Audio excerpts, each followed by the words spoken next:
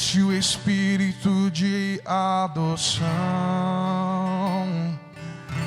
É por Ele que clamamos, Abba, Pai.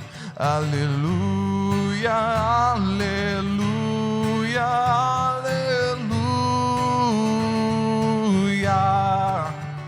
aleluia, aleluia, aleluia.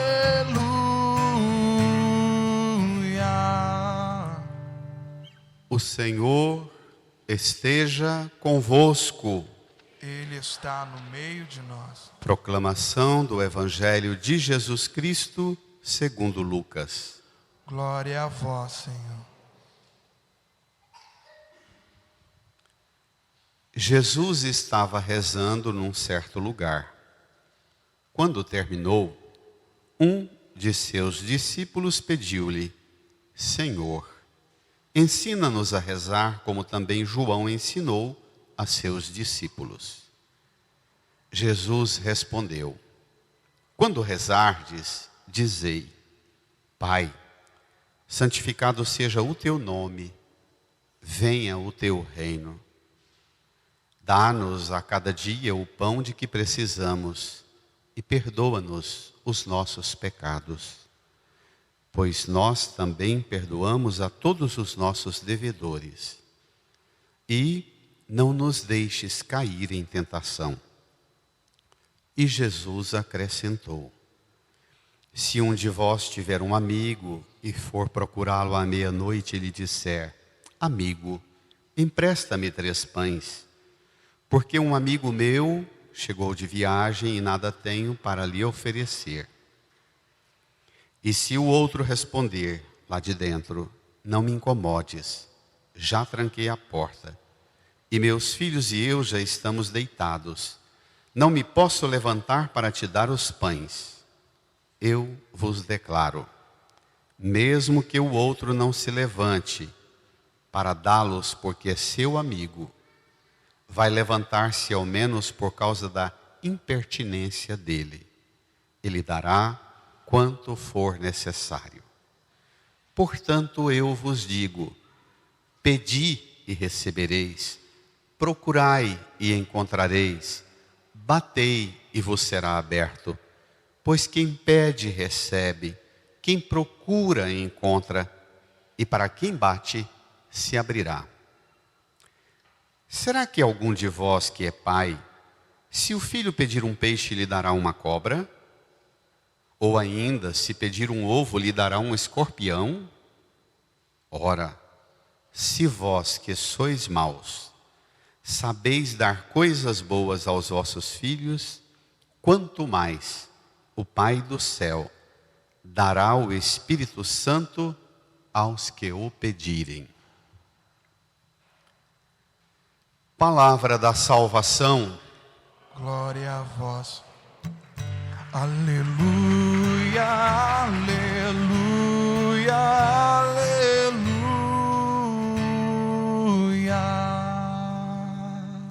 Nos recolhamos num tempo de silêncio, também as crianças.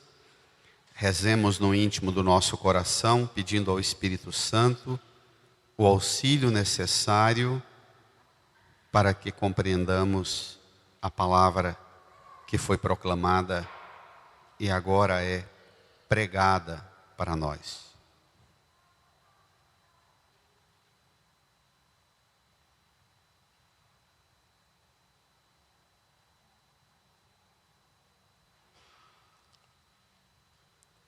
Amém. Irmãs e irmãos, estamos caminhando com Jesus para Jerusalém. Hoje no capítulo 11 de Lucas. No caminho, Jesus é abordado sobre um tema tão importante para o homem e para a mulher de todos os tempos, em todos os povos e em todas as culturas. Tudo que se encontra registrado na antropologia humana, nos milhares e milhões de anos de nossa história, há algum registro que mostra o desejo do homem e da mulher se comunicar com Deus. E esta comunicação se dá por aquilo que nós chamamos de oração. O que é a oração? Nós temos uma carga cultural muito grande. Aqui no Brasil, a herança que recebemos da tradição dos povos nativos, indígenas, a herança que recebemos das tradições e tribos que vieram forçadas da África como escravos, a herança que recebemos das várias tradições cristãs, depois, no processo de ocupação do país pelo povo europeu, mas antes de nossa identidade brasileira, nós temos mais ou menos 2000 anos da história do Antigo Testamento, mais 2000 anos do cristianismo. Então nós estamos, quando nós falamos de oração para o ambiente da nossa fé cristã, nós estamos falando de conceitos desenvolvidos ao longo de, no mínimo, 4000 anos. Não é uma coisa simples assim. Não se resolve esse tema com meia hora, 1 hora de discussão. Vamos tentar ser fiéis ao que os textos de hoje apresentam, para que a gente não incorra em invencionices como são possíveis para hoje. A gente vai ver logo no começo do texto. Pegue lá, no seu folheto, número 9, Lucas 11, versos 1 ao 13. E é um tipo de abordagem que Jesus recebe muito parecida com as de hoje. Jesus estava rezando num certo lugar. Quando terminou, um de seus discípulos pediu-lhe: peçamos? Senhor, ensina-nos a rezar, como também João ensinou a seus discípulos. Pronto. Tem um exemplo. Jesus estava rezando num certo lugar. Ele termina. Um dos discípulos aborda Jesus, fazendo um pedido sadio com motivações equivocadas. Repito, o pedido é bom. Ensina-nos a rezar. Por que você quer que eu te ensine a rezar? Porque está na moda, está nas redes sociais. Tem um padre que está ensinando numa paróquia tal como rezar, está bombando. Abrir um canal na internet, no YouTube, está bombando. Faz também que vai ter sucesso. Ensina-nos a rezar como João Batista também ensinou seus discípulos. Não é ensina-nos, porque o Senhor acabou de rezar. E quando o Senhor volta da oração, o Senhor volta cada vez mais convicto, mais cheio, mais pleno daquilo que o Senhor é. Repito pela terceira vez. O pedido é sadio, a motivação equivocada. E está assim de reza nossa, pedidos sadios com motivações equivocadas. Vamos tentar corrigi-las, como Jesus mesmo nos corrige. Os santos, vários santos da igreja fizeram, parafraseando a filosofia, você é o que você reza. Você é o que você reza. O que você reza revela de verdade não só o que é Deus para você, mas quem é você. Vamos lá? Jesus respondeu, ensinando a oração do Pai Nosso. A gente vê uma diferença em Mateus, quando Jesus ensina o Pai Nosso. Mateus apresenta 7 pedidos. Em Lucas apresenta 5 pedidos. Pai, quando Jesus respondeu, quando rezardes dizei, primeiro pedido, Pai, santificado seja o teu nome. Segundo pedido, venha o teu reino. Terceiro pedido, dá-nos a cada dia o pão de que precisamos. Esse é o 4º pedido, né? O primeiro é santificado seja o teu nome, o segundo venha o teu reino. O terceiro em Mateus seria seja feita a vossa vontade, que não tem aqui em Lucas, entendeu?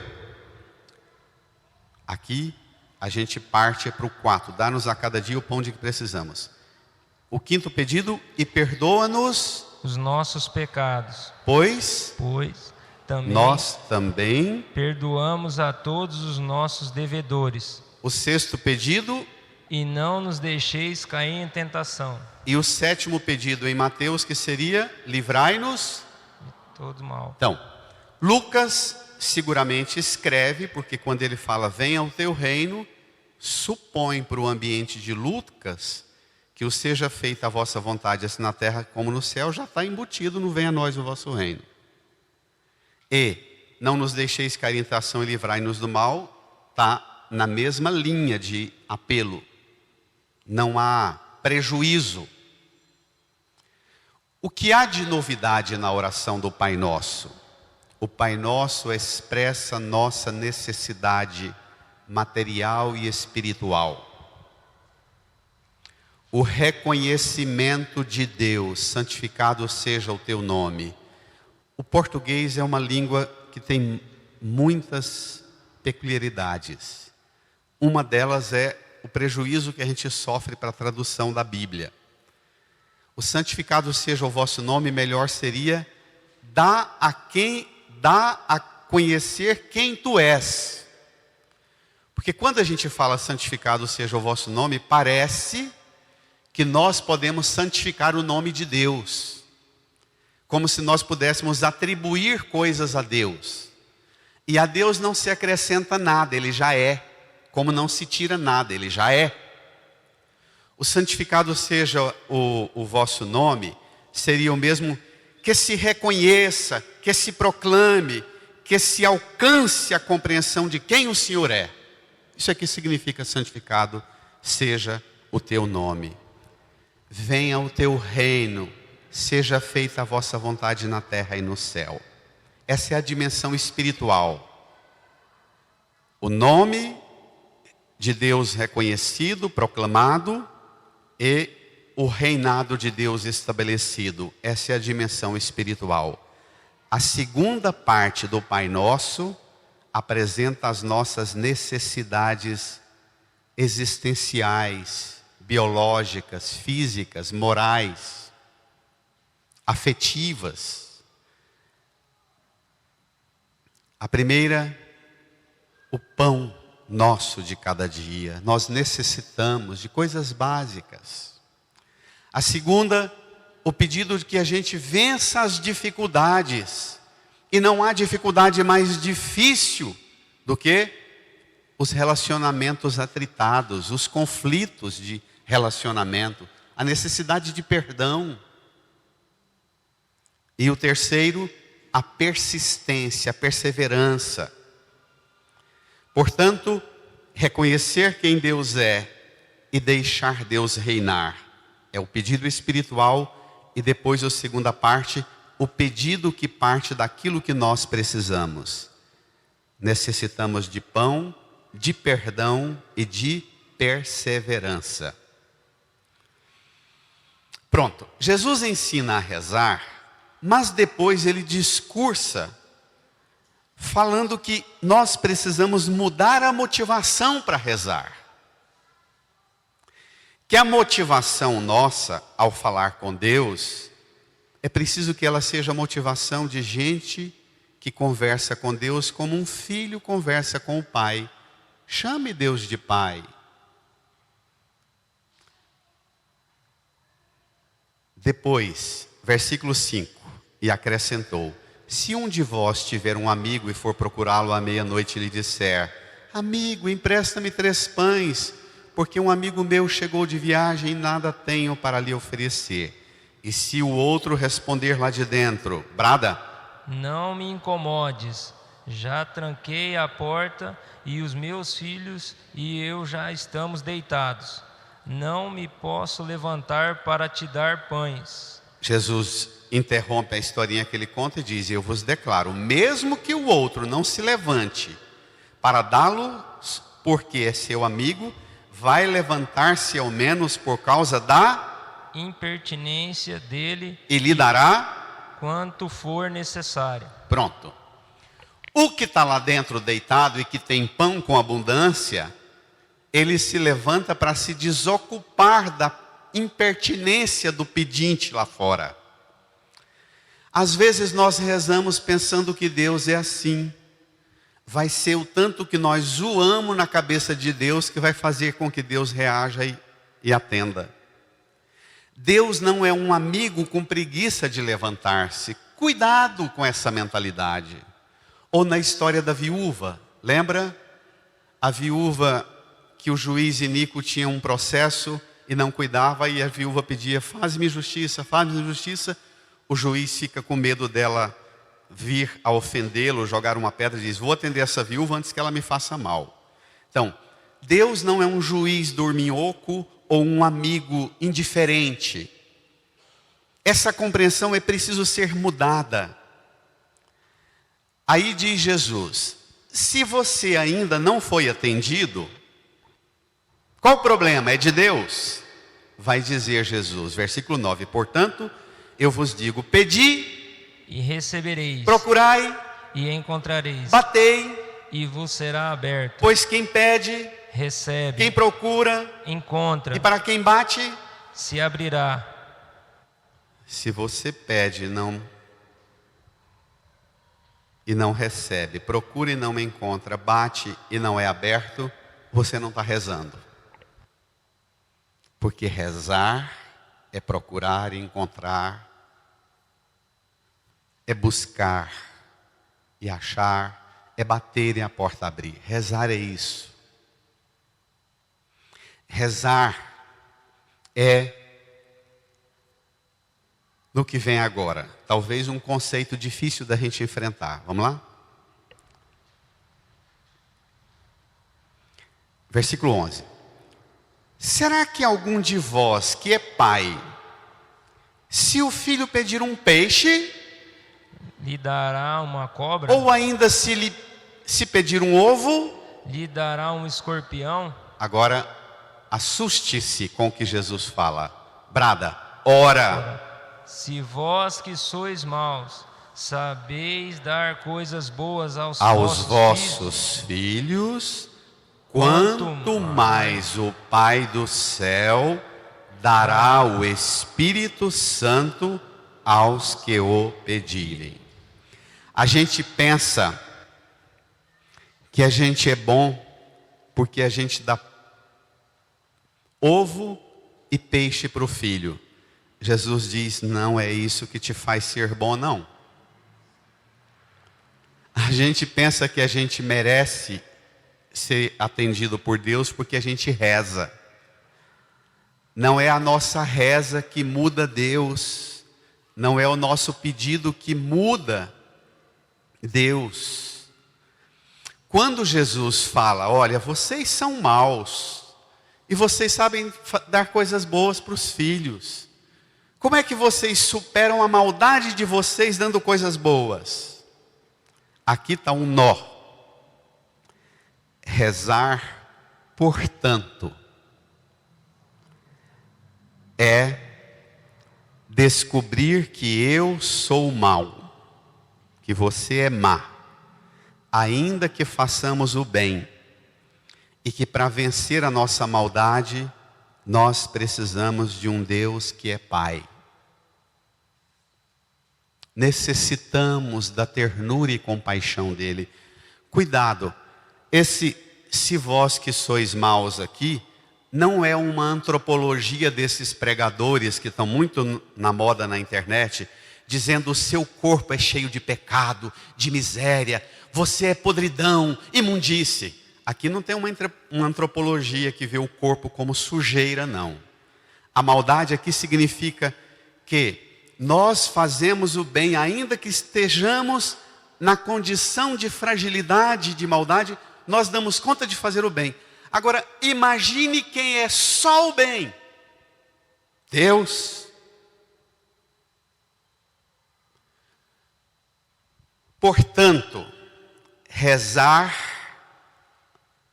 lá na primeira leitura, Abraão vai dialogando com Deus, e se tiver 50, 45, 30, 35, 20, 25, 10, Abraão que pensa que Deus vai acabar com Sodoma é porque não tem nenhum, ou tem pouquinho bem lá dentro. Não, não é o tanto de bem que faz Deus salvar Sodoma e Gomorra. É o bem que Deus é que salva Sodoma e Gomorra. Entendeu o raciocínio? Aqui precisa de filosofia. É o bem que Deus é que salva. Porque dele não pode proceder o mal. Vem comigo no Salmo. Quando você reza, rezar é ficar diante de Deus e dizer para Ele na segunda estrofe. Quando você reza, você diz isso. Salmo 137, segunda estrofe diz assim: eu agradeço o vosso amor, vossa verdade, porque fizestes muito mais que me prometestes. muito mais do que o Senhor prometeu. Essas musiquinhas que as bandas, os ministérios de música gostam de cantar. O Senhor é o Deus das promessas. O Deus das promessas, o Senhor tem uma promessa. O Senhor vai realizar a promessa. Para nós, Deus fez muito mais do que prometeu. Rezar é contemplar o que Deus fez. E Ele sempre faz mais do que o que prometeu. Quer ver? Lá na primeira leitura, Abraão diz assim: o Senhor vai matar o justo, os 50 ou os 10, no meio dos injustos? Deus fala: não vou não. Olha o que aconteceu com o justo. Ele não morreu no meio de 2 injustos? Não foi? No meio de 2 iníquos? Sim, ele morre no meio dos iníquos. E morre para quê? Final da segunda leitura da carta aos Colossenses. Quando você reza, você fala com Deus que fez por você mais do que prometeu. Todas as ameaças do Antigo Testamento, todas as ameaças dos pregadores que querem pregar e converter almas a partir de um medo de Deus, do castigo. Olha a teologia paulina da carta aos Colossenses, versículo 14 do capítulo 2. Leia. Existia contra nós uma conta a ser paga. Brada. Mas ele a cancelou, apesar das obrigações legais, e a eliminou, pregando-a na cruz. Olha, existia um processo contra você, um calhamaço de processo, uma conta a ser paga. Deus, na morte de Jesus, pegou o processo que havia contra você, cancelou e eliminou a conta a ser paga, pregando na cruz. O sangue dele derramou, borrou.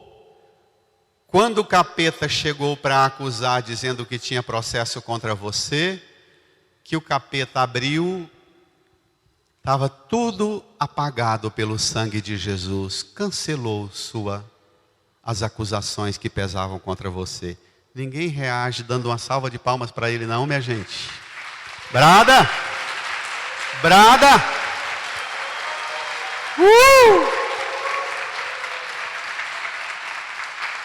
Esta é a teologia cristã. Nós somos maus e Ele venceu nossa maldade, cancelando, eliminando a condenação contra nós, pregando essa acusação contra nós numa cruz. Portanto, quando nós rezamos diante da cruz dizendo: o Senhor fez por mim muito mais do que o Senhor prometeu, muito mais. Quando nós rezamos o Pai Nosso, quando nós rezamos qualquer oração, como o Salmo, volta ao Salmo, última estrofe. Cuidado com o que você reza.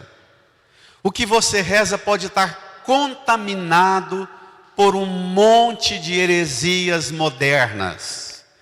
Estas heresias do rigorismo religioso, moralista, doutrinal, litúrgico, ou estas heresias da autossuficiência, porque rezo muito, faço jejum, pratico tudo conforme manda a norma. Cuidado, Rezar é pôr-se nas mãos de Deus como um processo pregado na cruz e deixar o sangue de Jesus cancelar nossas dívidas. Última estrofe do Salmo, versículo 8. Rezar é fazer isso aqui. Se devolver para Deus e dizer assim, vamos, bem bonito. Completai em mim a obra começada. Ó Senhor, vossa bondade é para sempre. Eu vos peço, brada, não deixeis inacabada esta obra que fizeram vossas mãos. Esta é a antropologia, esta é a visão de pessoa humana que tem na Bíblia. Esse é o conceito de pessoa humana. O que é a pessoa humana? Obra das mãos de Deus. O que é rezar? É pegar a mim, a você, nas correrias, nas maldades, nos cansaços, nos sonhos, nos projetos, nas ambições, nas virtudes, nos fracassos. Rezar é você se devolver para as mãos de Deus e dizer, Senhor, eu sou obra da mão do Senhor, não deixe inacabada essa obra que a mão do Senhor começou, continua. Você, quando reza, você tem coragem de se devolver para a mão de Deus e dizer, faz do jeito que estava o plano na mão do Senhor? Ou você, quando reza, você gosta de manter uma distância, apenas pedindo para que Ele faça as coisas como Marta e Maria no domingo passado? Sua experiência de oração é te devolver para as mãos de Deus? É retomar a obra que Deus começou? Sua vida de oração, volta no finalzinho do Evangelho.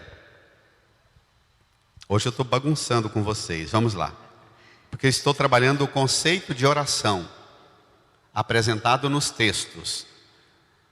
E pasmemos, o discípulo pediu a Jesus, ensina-nos a rezar, e Jesus acabou por ensinar quem somos. Isso é importantíssimo. Rezar, na verdade, é descobrir quem a gente é. É voltar para a interioridade do que a gente é. Se ressignificar, se reconectar ao projeto original. A base primária de onde viemos e fomos começados. Rezar é, olha o que Jesus fala. Se vós, versículo 13 no Evangelho. Ora, se vós que sois maus sabeis dar coisas boas aos vossos filhos, quanto mais o Pai do céu dará? O Espírito. Igreja, reage, tenha dó. Quanto mais o Pai do céu dará? O Espírito Santo aos que pedir. Pronto. O ápice da oração, o ponto mais elevado da oração é dizer, Senhor, dá-me o Espírito Santo. Põe a luz do Espírito Santo aqui, na minha mente, nos meus pensamentos, nos meus discernimentos. Senhor, põe a luz do Espírito Santo aqui nos meus afetos, nas minhas emoções, nos meus sentimentos. Senhor, põe a luz do Espírito Santo aqui nas minhas necessidades, nos meus desejos, nas minhas vontades. Quando a gente reza o Pai Nosso, o Papa Bento tem uma pregação belíssima dizendo que rezar é muito parecido. Rezar o Pai Nosso é muito parecido com fazer o nome do Pai. Rezar o Pai Nosso e fazer o nome do Pai é dizer, em nome do Pai, reina na minha razão, em nome do Filho, reina nas minhas vontades, desejos e necessidades, em nome do Espírito, reina nos meus afetos, nas minhas emoções, nos meus sentimentos. Rezar o Pai Nosso e fazer o sinal da cruz é dizer que fique do jeito que a mão do Senhor começou, desejando terminar. Amém? Esta semana, você vai virar um canteiro de obra nas mãos de Deus. Amém? Ele vai retomar, não vai? Vai. Agora, gente, isso tem uma dimensão tão curadora, tão libertadora, tão integradora, porque isso aqui tem um nível tão elevado de conceito de Deus, mas também de conceito da pessoa humana. O que é o ser humano? O que é a pessoa humana? E esta relação de homem e mulher com Deus, o quanto isso é elevado. Põe-se, abra-se, expanda-se, dilate-se nas mãos de Deus. Não tenha medo. Incline a sua cabeça. Doce e suavemente. Apesar de toda a fragilidade que te habita, de todo o mal que possa ameaçar você, não tenha medo. Se vós que sois maus, sabeis dar coisas boas aos vossos filhos, quanto mais o Pai do céu dará o Espírito Santo a vós, se o pedirem. Peça a luz do Espírito em você, para você, sobre você. Reze.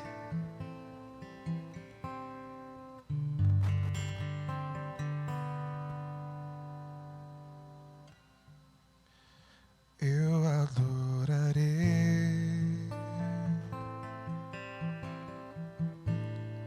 ao Deus da minha vida, que me compreendeu sem nenhuma explicação. Eu adorarei